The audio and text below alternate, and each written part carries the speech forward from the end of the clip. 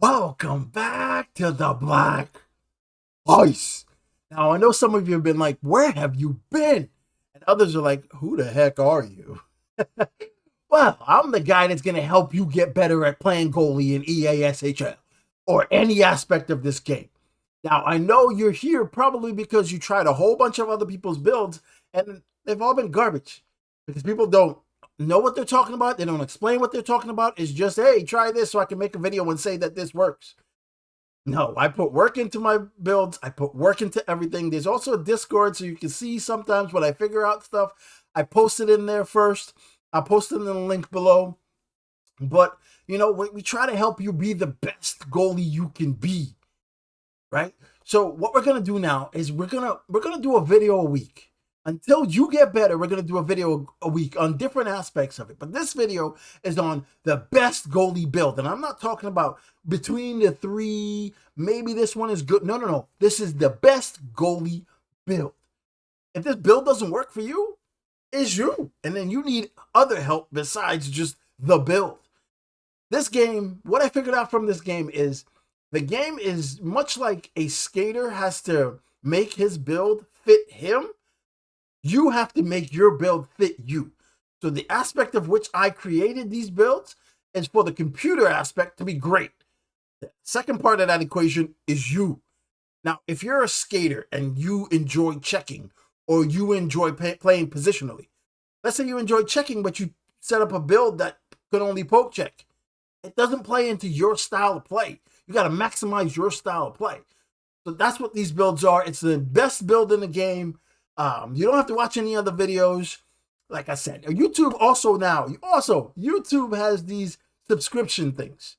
Now, I don't make a lot of videos because I'm doing so many things in the background. But these subscription stuff that you can do now will allow me to play with you, me to give you tips, me to go one-on-one with you. If that's something you want to get into, by all means. Otherwise, I'll be posting this video to try to help you out the best that I can. So, no more delay. I'm happy you're here. Subscribe, like, do all of that. Let's go.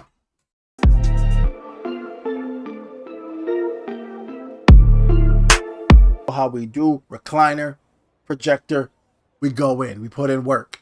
So, hands down, the best build in this game is a stand-up build. As you can see, I've eliminated the butterfly completely from here, just based on everything that I've learned in the last 3 months or so, or however the time has been.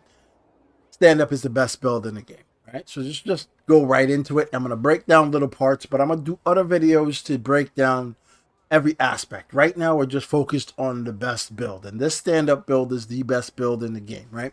So 6'5", I tell you the truth, I don't see the difference between 6'3" and 6'5" in terms of abilities in the game.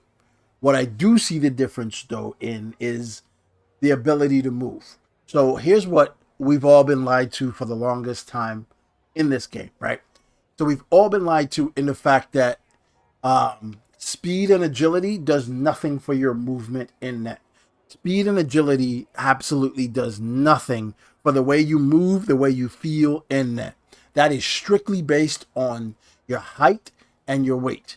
Those two things dictate how you move. Now, 189 is my favorite weight, but for my personal build, I don't even use 189 because I adjust it in different ways.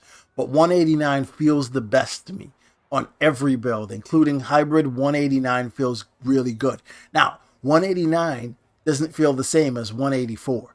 They feel completely different. Your guy either speeds up or slows down or hesitates a little bit in terms of the height and the weight. So that's the only big difference it is. So if you're trying to maximize speed, you're trying to maximize agility, that does nothing for your actual movement in net. It does nothing for your ability to save a shot.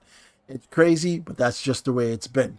Now, as you can see, X-Ray is my second favorite zone ability. X-Ray is my second favorite, but for the stand-up, it's the only one that he can get, right, in terms of gold.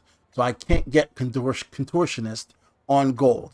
If I could get Contortionist on gold for the stand-up, I would put Contortionist here and put X-Ray as a silver. Now you can get it for a hybrid, but I don't like the hybrid as much as I like the stand up. So for now, we're gonna use X-ray as the main zone ability.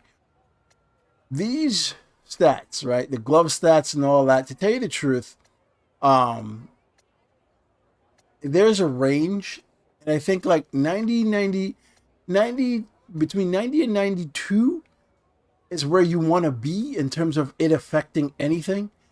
Um, Otherwise, me putting this at 86 wouldn't matter. If I put this from 89 to 86, it wouldn't affect how you saved the puck.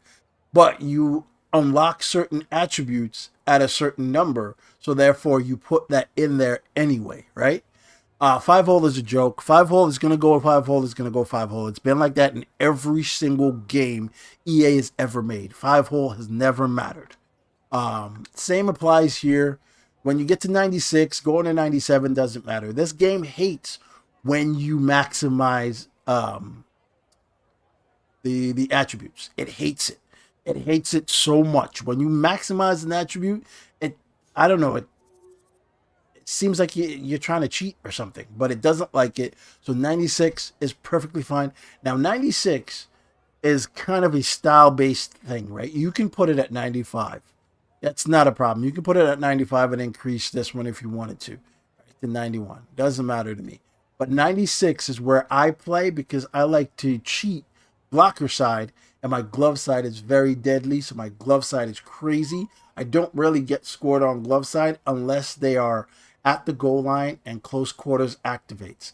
If they're at the goal line and close quarters activates, they're going to roof it. Just the way the game is made. Passing, it's whatever. It doesn't really matter. The game, I tried so much to make these two relevant in terms of how you move and how the game made you move and operate. It doesn't do anything. Um, speed is speed has helped more in me covering the puck and me recovering from like a screen or a shot or something. Speed helps you recover from those quicker. But and it seems to only help in that aspect of it because when I put it lower, I still move the same because of the height and weight, but it doesn't cover the puck as quickly. It doesn't try to do things as quickly. So speed seems to affect those aspects of the game. Otherwise, I don't really know how speed helps you, to tell you the truth in terms of that aspect of the game. Agility though, agility, even though I hate it because it does help you change directions. It helps you stop mid ice and change direction and go the other way. But it also, if you are going and you hesitate, it takes you out of position very quickly. So agility, although it does what it says it does, so if I'm going right and I want to go left, I can do that really quickly. But if I'm going left and I even hesitate a little bit, it's gonna count it as me going the opposite direction. When I just hesitated, I didn't want to go that way, but it's gonna make me go that way, or make the game think I'm going that way. Therefore, all the saves that if a shot is to my left side, it's gonna go in.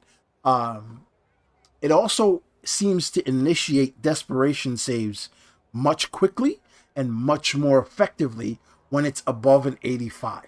Everything below an 85, I don't get as many desperation animations. And for me, desperation animations are important because I like to wait until the guy is established. So if someone's coming and they cut goal line and they go across the front of the net, I like to wait to make sure they've passed the point of which they can only shoot to that side.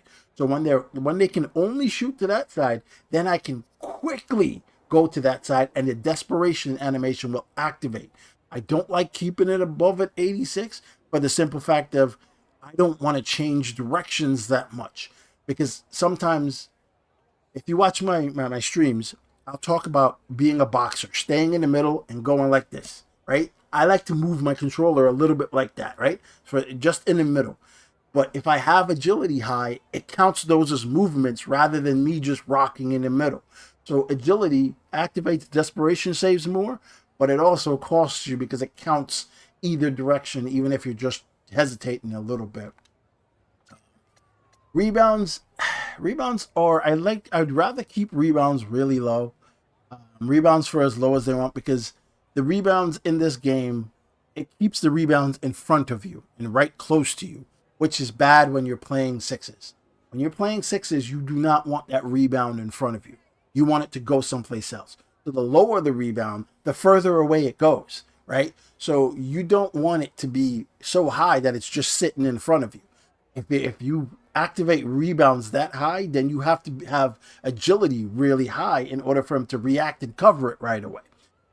Vision is probably the most important stat or attribute or whatever in this game. Your vision's got to be as high as it can be. Um, Now, on certain builds like Butterfly and Hybrid, it doesn't matter how high you jack it up. They seem to cut off its abilities with vision at any point anyway. But for stand up, vision at 96 is phenomenal. I mean, you don't really get screened. Tips don't go in if you're covering it right. The breakaway is a dead stat. If you guess wrong, you're screwed anyway, so I don't know why I would even bother. Recovery helps with the agility, so when you do a desperation save, you don't sit in that animation forever, because that's sometimes what happens. You'll get the desperation save, and then you'll sit in that animation for a lifetime, and you're screwed. So it's one of those things, but this is the best build in the game. I will go through another video explaining all of the zone abilities and the superstar abilities, of which ones I think are important, which ones I think are you should use, etc.